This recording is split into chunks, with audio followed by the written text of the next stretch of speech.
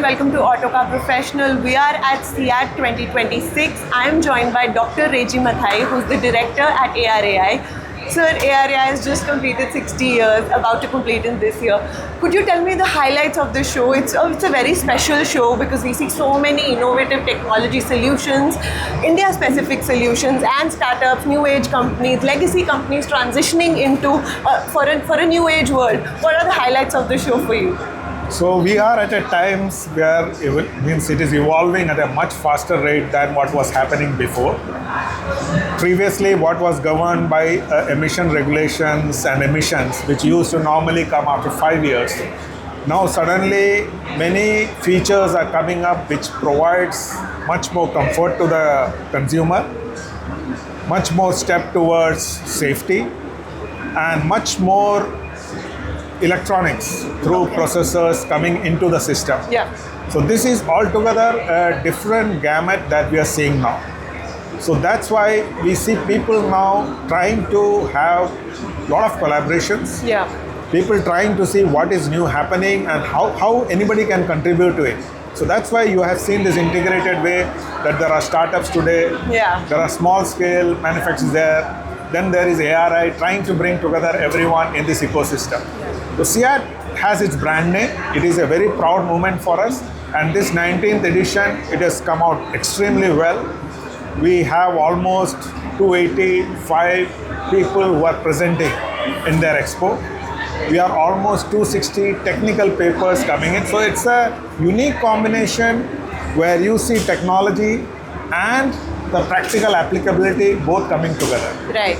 So if you could build on the two main points that you talked about, safety, testing, and also technology and electronics becoming like the it thing going forward. I would want you to build on these two specifically. Talk about safety. What are the key trends that you could see in the safety and testing aspect going forward, and how will sort of ARAI promote that? So globally, we are aligned with the regulatory norms. But globally, the trend in safety is everywhere, wherever the new regulations are put into effect, we see accidents coming down, fatalities coming down with the growth that is happening. As for us, we are seeing, we are growing in a big way as an automotive industry. Yeah. Our fatalities are plateauing, but it is not coming down. So we would prefer to see that happening.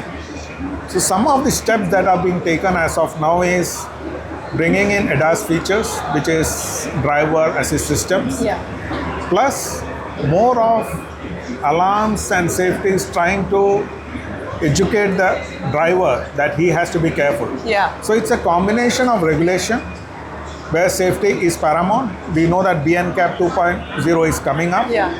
Plus where the ADAS features like warnings and controls to level 2 are still there. There are only warnings. There are no controls being taken over, except certain braking and all that we are bringing in. But the electronics part is what is going to be a real game changer for us. Okay. Why it is important is the volumes we are speaking are very high, and we would like to see the control mechanisms and the electronic sensors that are put over there being localized or being made in India, sort of a thing. So that is where that's very important. That is where you can see so many things happening. ARAI on its own, now we have put a ADAS city sort of a thing. It is a small city which was launched by the minister during the inauguration. Exactly, yeah. So if you want to validate a product, you need to do repeatable analysis. But in the existing roads, you can't do that because scenarios change. In this city, we have got dummies that are standardized. You can repeatably do that. You can simulate condition and validate your product much faster. Okay, and it's meant for OEMs to improve testing. Yeah, OEMs to improve their product, validate it for Indian scenarios. Because what now is happening is software and technology is readily available from outside. Correct. But scenarios change as we bring it in. So how to adopt that is much faster now. Okay. So we have been doing scenario capturing for the country. If you go to our stall over here, you can see a vehicle mounted with all sensors and all. So it has traveled like 20 to 30,000 kilometers, captured different scenarios, and we are seeing how is the current vehicle fitted with existing system responding to these scenarios. Yeah. So I can test it on a hardware in loop machine. I don't have to take it to the road. I can put the controller, I can run this scenario and see how your controller is responding. Is it giving alarm? Is it recognizing the vehicle? So these are the things that we are doing, Focusing and on. we want to work it together, bring this complete database to offer it to everybody so that they can tune their systems in a much better way. Sure. So through your research, is there a way to able to quantify the impact of these new technologies that you're talking about? Like what percentage point would lead to, like you talked about road accident fatality. So how will it impact in terms of on-ground impact? Is there a way to quantify that impact? So we can do the numbers, means how the vehicles have grown in the 4-5 years, how fatalities are still on the same level. So vehicle population versus fatalities or versus accidents, there can be a numbering. But what is the transition now happening can be seen in next 5 years only. Okay, this is a major shift now that is happening. Prior to it, the safety mechanisms were more of where there were safe brakes, seat belts, accident airbags. Yeah. But now there is a more interaction with the driver that is happening. So the systems being implemented on the vehicles, will slowly you will be able to see it in next 4 to 5 years, the Right. impact of it. Right. Moving on from safety with technology and differing powertrains, there is also a sense that India will not have a single answer to a powertrain question. So it will have a multiplicity of powertrains, like we saw in the E20 case as well. So that was sort of India taking the Brazil's example of how ethanol could be an alternative fuel. If you could comment on how India's future powertrain strategy could look like and how ARAI could sort of help that direction grow forward. So primarily when we look at how we want our energy to be distributed or focused, Yeah. depends on the strength that the country has. Yeah. So if you see the country as India, we are not good at crude. We are not very good at resources that will support us for battery and all that. But we are very good at agriculture. Yeah. So that's why the ethanol story and ethanol took off very well. Because we could scale it up and it was a good blend with the gasoline. The tests were done with the OEMs, with SIAM together, where the government stepped in, scaled up the ethanol production. So there was a very good sync in the whole energy gamut of this area. Right. Looking ahead now, as you rightly mentioned, it will be a multiple fuel scenario because with the volumes we have, with the quantity we are looking at, with the growth rate we are having, we don't see a single product meeting our requirement. How it will grow or which segment will grow more depends more on the availability, more on area specific requirements. Maybe Delhi may say that, okay, pollutions are high, so what should I do? Right. Okay. Certain segments may say that, okay, my place has got a lot of ethanol available. Yeah. How should I see? So different solutions for different Maybe, markets. but how to manufacture and how to see that is an important step. Yeah. We have seen this happening with CNG long back, with Delhi taking that lead, saying that CNG is a must because to address the smoke. Sure. Similar steps may come up, and this is where more deliberations and more stakeholder meetings have to take place. Currently, the AMP Automotive Mission Plan for the next decade is under discussion. Everybody looks at net zero by 2070, so they all have plans much before that, how to make that. Yeah. So energy is a critical area, Yeah. and we are taking that calculated steps, and ARI has been an integral part of it, whether it was E20 launching, whether it is EV certifications or regulations to be brought in. Yeah.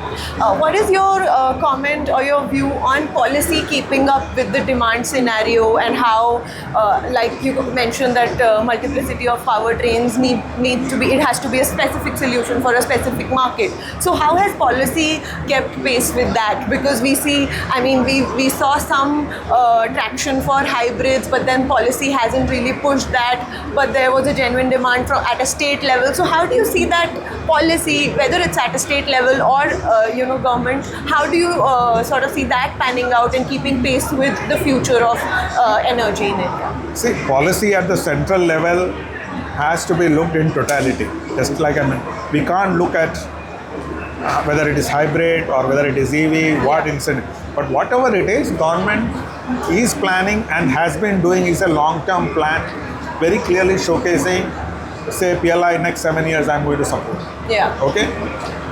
FAME scheme, at least for 2 years I am there, how it will pan out. So there are specific guidelines given in most places. Yeah.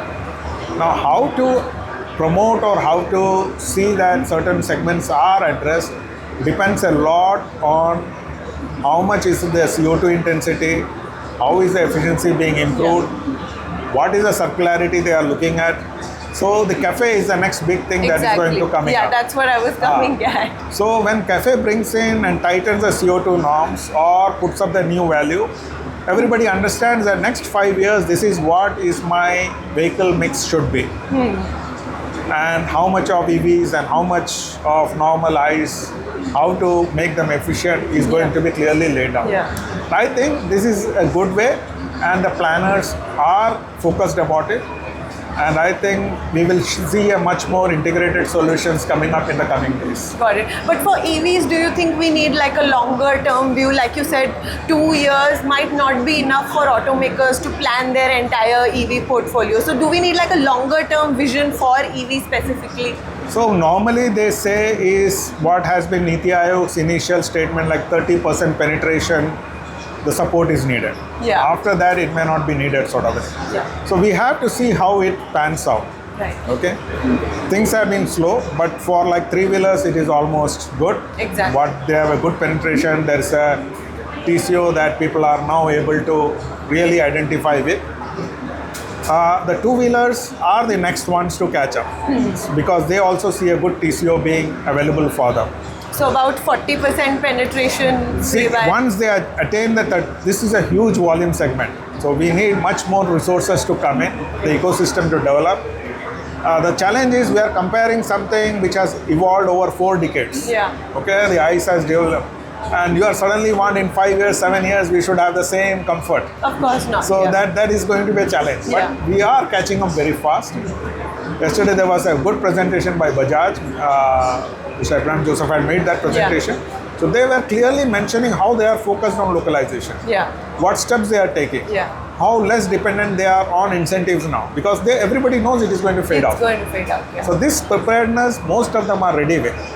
And as the resources are made available or as the systems are made more and more robust, we will see much more focused penetrations happening in these segments. Okay, but no projections at this point that you would want to share for... I think I leave it to SIAM and the government to do that. Sure. Just lastly, wanted to understand, reskilling again has been an important issue that you have taken up because as we see more technology, more safety requirements, stringent policy norms, is there anything that ARAI would want to contribute in terms of reskilling, because that was something that you were heavily focused on? So that is being systematically worked out because we have to be ready at least 2 years before something is coming up. Yeah. And that has been a good way we have been deploying ourselves. Like batteries system, there was Ministry of Heavy Industry support, and when it was really needed, we were ready with it. Yeah. Similar is the case of ADAS. When industry was looking at it, we had all the tools. Again, the Ministry of Heavy Industry stepped in. Similar is the case of cylinder test facility. As we are looking and speaking of hydrogen and all, we have the cylinder test facility coming up now ready. So this is because we are able to see what are the next steps being taken globally, what are we as country looking at, and being part of that discussion, we are able to systematically bring it into place. Yeah. Government support has been immense in this. I can't say means whether it was hydrogen mission, whether it is MHI on the overall things, they have been very supportive of this movement. Right. And I really want to acknowledge that and want to see this going out in a systematic manner for the future too. Right. So 3 key trends that would define 2026 according to you? 26 is a short term, means already the trends are on, means if you say ADAS will continue to be there, alternate fuel market stabilization will happen, Sure. which one and which things should happen. there will be a little more focus by multiple forces to say consumer education, particularly for driving and all that. Yeah. So that is something we want to see, because if that doesn't happen, all technology you bring in, Yeah. you will not get the results. Makes sense. So unnecessarily we will blame. But for the future, we will see more of software-defined vehicles coming into play. How much of software is going to come in? Because people are saying much better solutions can be attained True. if the integrations are done in a better way. Data is going to be very critical. How the data is handled, how the data is stored. And hence cybersecurity aspect of it. Exactly. So cybersecurity will also play a key role. Yeah. On that very positive note, thank you so much and all Thank the you. best. Thank you.